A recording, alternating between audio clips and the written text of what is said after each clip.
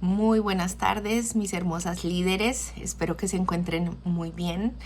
En este día de hoy seguimos con nuestro viaje al corazón del Padre y vamos a aprender sobre un nuevo atributo en el capítulo 8 que se llama la inmanencia de Dios. Este va a ser un capítulo maravilloso donde vamos a seguir explorando quién es ese Padre al que adoramos y servimos.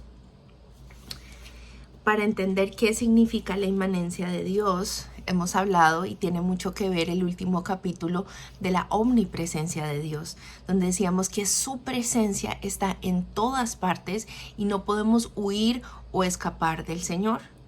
Hablamos también al final del capítulo sobre su presencia manifiesta, que es la que transforma nuestras vidas, es la que nos llena de su espíritu. Y hoy hablamos de la inmanencia, que significa que Dios no solamente opera y está presente en todas partes de su creación, sino que también penetra, permea todo lo que hay en su creación. ¿Qué quiere decir esto? Quiere decir que Dios se pone en una situación o en una posición en la que quiere tener una relación con cada uno de nosotros desde adentro. Eso es lo que va a transformar nuestras vidas verdaderamente y lo vamos a estudiar como siempre en 3 puntos, siendo el tercer punto en el que nos vamos a detener un poco más. Pero para comenzar vamos a ir a Lucas 12:6 y dice así: ¿no se venden 5 pajarillos por 2 cuartos? Con todo, ni uno de ellos está olvidado delante de Dios. Y el verso 7, pues aún los cabellos de vuestra cabeza están todos contados, no temáis pues, más valéis vosotros que muchos pajarillos. ¿Qué nos dice este versículo en Lucas 12, 6 y 7? Es que el Señor no solo crea las aves, pero también las sostiene, ¿cierto? Lo mismo Él hace con nosotros. No solo Dios crea al hombre, al ser humano, pero también desea estar directamente en conexión y relación con su creación. Y por eso es que hasta el más mínimo detalle el Señor lo conoce de acerca de nosotros. Por eso nos dice que aún cada uno de los cabellos de nuestra cabeza están contados. Imagínate, pensemos en esto un momento. No hay un detalle de nuestras vidas y de toda la creación que se escape de Dios. Y esto es algo con lo que podemos comenzar. Aún los padres que son más dedicados y conocen a sus hijos, se les pueden escapar muchas cosas, pero a Dios no se le escapa nada. Él conoce todo acerca de nosotros. Así que nosotros estamos permeados por su presencia en todo momento. Vamos a ver estos 3 puntos que aquí nos regala el autor, Tozer, y él dice, hay 3 cosas que Dios hace para que el hombre se pueda reconciliar con él y esa relación, esa conexión se pueda dar. La primera ya la hemos visto, pero la vamos a seguir martillando, escudriñando hasta que sea una verdad revelada a nuestros corazones. Y la primera es esa, la expiación. Es lo que Jesús hace ahí en esa cruz. Él paga el precio, pero Él nos explica, esto es algo objetivo, esto es algo externo a nosotros. Nosotros no sufrimos la cruz.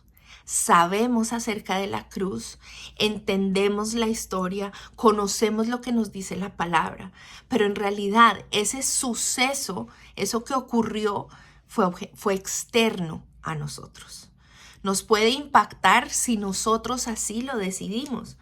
Pero él dice aquí en página 129, eso podría haberse hecho sin afectar a nadie, ¿sí? Porque todavía hay millones de personas que han muerto sin ser afectadas por esa expiación, por esa crucifixión y resurrección que hizo Jesús por cada uno de nosotros, ¿sí? Entonces, esa expiación es lo que hace Jesús para que nosotros podamos ser, lo que dice el número 2, justificados. Entonces Jesús muere en la cruz, entrega su vida, es sacrificado para que lo segundo pueda suceder, la justificación. y hemos hablado de esto. Por eso no les estoy poniendo versos porque ya los hemos revisado antes. La justificación es aquello donde el justo, ¿sí?, que es Jesús, ya pagó el precio, nos permite a nosotros, que somos los pecadores, ser declarados inocentes cuando éramos culpables, ¿sí? Y lo que nos explica acá el autor es que esto sigue siendo algo externo, ¿sí? Una manera de explicarlo es si tenemos una persona y la llevamos a la corte. Hemos hablado de eso, ¿verdad? Esa persona cometió un crimen, una ilegalidad. Y cuando llega a la corte es declarado culpable porque esa persona fue la que lo hizo. Sin embargo, entra su abogado y en este caso nuestro abogado es Jesús y dice: yo voy a pagar el precio por lo que hizo esta persona. Esta persona que somos tú y yo, somos culpables del pecado, del crimen, de nuestra ilegalidad, del haber sido rebeldes delante del Señor. Merecíamos una condena de muerte, pero el Señor Jesús dice: yo pagué el precio en esa cruz, en esa expiación, así que yo entrego mi vida para que esta persona pueda ser libre. Lo que sucede aquí es algo judicial. Y esto es lo que le está explicando y me parece muy interesante. Lo que está pasando aquí es algo legal. Es donde los documentos dicen: ok, ya esta persona que era culpable la vamos a declarar inocente. Por eso él pone ahí, es declarar justo al pecador. Éramos pecadores, pero Jesús toma nuestro lugar y ahora somos declarados justos. Y el juez, siendo Dios, dice: ok, vamos a declararle justo, y hagan de cuenta que pone un sello y dice: ha sido justificada, le son perdonadas todas sus faltas y puede seguir adelante al reino de los cielos. Cuando esto sucede, también es algo externo, es algo que sucede fuera de nosotros. Nosotros aceptamos la libertad, pero no necesariamente eso transforma nuestras vidas. Podemos salir ahí de ese juicio a repetir exactamente lo que habíamos hecho antes, porque es algo externo que sucede. Pero necesitamos que sucedan en ese orden. La expiación permite la justificación y la justificación permite la tercera cosa, y en esta es la que nos vamos a detener hoy, que se llama la regeneración.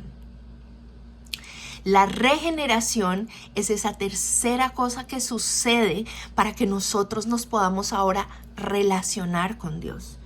Y esta tercera cosa, que es la regeneración, ahora sí, ya no es algo externo, ahora es algo interno. Ya no es algo objetivo, ahora es algo subjetivo. Ahora es algo que sucede dentro de mi corazón. Y esa regeneración necesita las otras dos cosas. No podemos ser regenerados sin haber sido justificados, y no podemos ser justificados sin que haya sucedido la expiación. Así que los tres tienen que estar completamente alineados y entrelazados para que puedan suceder. Entonces, la regeneración es cuando en la vida de cada uno de nosotros hay una transformación. Y eso trata es con nuestra naturaleza. Ahora aquí vamos a ver 3 versículos que nos van a ayudar a entender mejor este punto.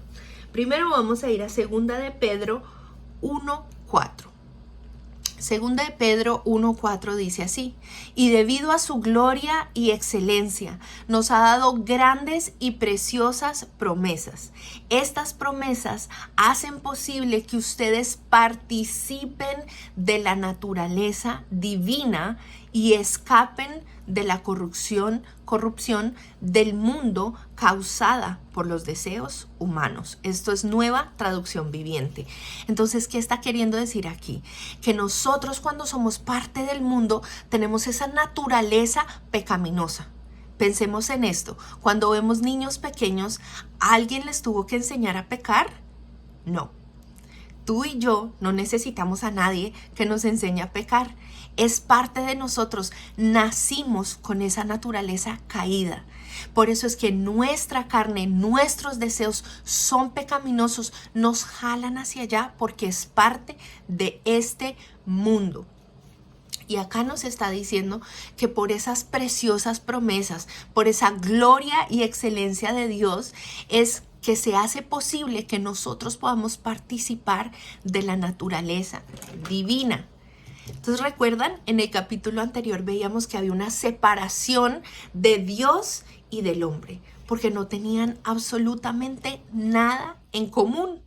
Él da un ejemplo y era, si dos razas completamente diferentes intentan comunicarse, por ejemplo, si nosotros fuésemos a una tribu y tienen totalmente todo diferente a nosotros, ¿sí? Su naturaleza es diferente a la nuestra, a pesar de que ambos somos seres humanos. ¿Qué va a pasar? Yo no entiendo su idioma, ellos no entienden el mío. Lo que ellos comen es diferente a lo que yo como. Sus tradiciones son totalmente diferentes a las nuestras. Entonces nos va a parecer completamente absurdo y es tan opuesto que no puede haber relación. Ahora, si esto sucede entre seres humanos, imagínate la diferencia tan grande que hay entre nosotros y Dios. Dios siendo santo, santo, santo, puro, sin mancha, soberano, ilimitado. Todos los atributos que hemos visto de Dios y nosotros siendo pecadores, inicuos delante de Él. ¿Cómo vamos a tener relación? Entonces, por eso, a través de este proceso que Dios nos permite y nos da toda la apertura para que nosotros lo recibamos, podemos llegar a esa regeneración, donde la naturaleza pecaminosa está cada vez muriendo, saliendo de nosotros y podemos recibir esa nueva naturaleza de Dios, naturaleza divina. Eso va a causar que tengamos algo en común con Dios. Va a causar que nosotros nos parezcamos más a Él. Al renunciar a nuestra propia naturaleza pecaminosa, empezamos a adquirir un poco de la naturaleza de Dios. Y en ese proceso es donde podemos empezar a tener esa comunión con Él. Nos vamos a poder entender y Él dice, reconozco algo de mí en ellos. Por eso los puedo llamar hijos, los adopto, son míos. Qué hermoso, ¿verdad? Ahora, vamos a ir a Gálatas 4:6. Gálatas 4:6. Dice así, y debido a que somos sus hijos, Dios envió al Espíritu de su Hijo a nuestro corazón, el cual nos impulsa a exclamar, Abba Padre, Papito. Somos ahora adoptados por el Señor. Así que ya no hay esa separación que había antes, ya no hay lo que Tozer llama esa disimilitud. Ahora hay una semejanza, ahora hay una similitud, ahora nos podemos relacionar con Él, ¿verdad? Así que empieza a restaurarse eso en cada uno de nosotros. Entonces Él dice acá algo muy bonito en la página 130, Él dice, cuando un pecador cree en la sangre de la expiación y pone su confianza en Cristo, es justificado en el cielo y regenerado en la tierra. Entonces quiere decir que ahora somos contados como justos delante de Dios, allá en el trono de la gracia, pero podemos ser regenerados durante el tiempo que vamos a estar aquí en esta tierra. La regeneración sucede aquí en la tierra, porque cuando vayamos al cielo, a la eternidad con nuestro Padre Celestial, no vamos a necesitar esa regeneración. La necesitamos aquí y ahora que estamos siendo transformados por su Santo Espíritu. Así que esto es hermoso cuando empezamos a tenerlo, ¿sí? Dios quiere tener esa relación con nosotros como pecadores. Ahora, les doy otro ejemplo, pero siempre les digo, permitan que el Espíritu Santo les dé los ejemplos y las preguntas apropiadas para esos grupos pequeños. No lo dejemos en la superficie, profundicemos.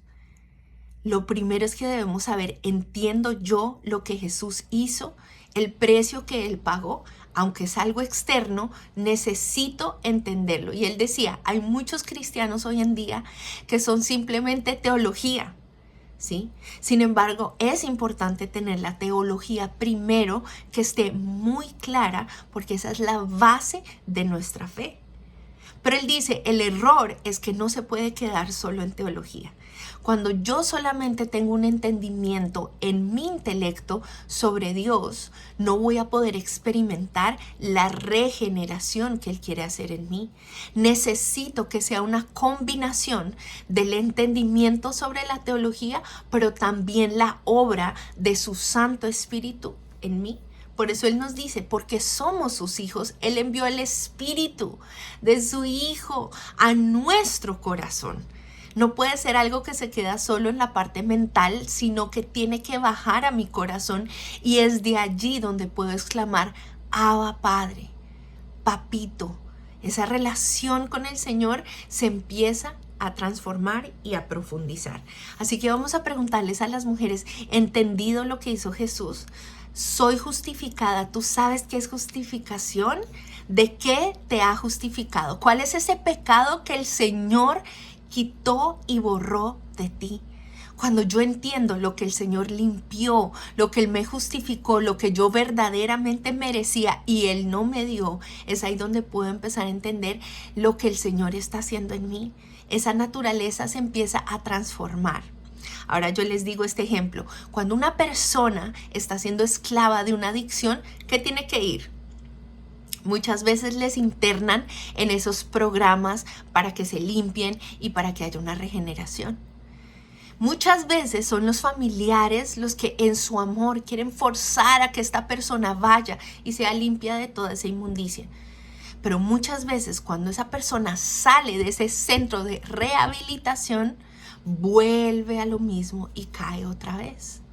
Entonces podemos pensar eso en nosotros mismos. Cuando el Señor ha pagado el precio para que nosotros seamos, no es solamente un cambio de conducta, que es algo solamente temporal. Cuando es una regeneración, es el cambio profundo y transformación de nuestro corazón, donde yo empiezo a abrazar la naturaleza de Dios y me empiezo a identificar como una hija, a actuar como una hija de Dios, a pensar como una hija de Dios, a anhelar. Y por eso Él aquí dice en la página 133 sobre la ansia de Dios es cuando yo anhelo, deseo, busco su presencia. Y Él dice, muchas veces vemos que las personas se sienten lejos de Dios o consideran que Dios está lejos, que hay como una separación muy grande y no podemos sentir a Dios.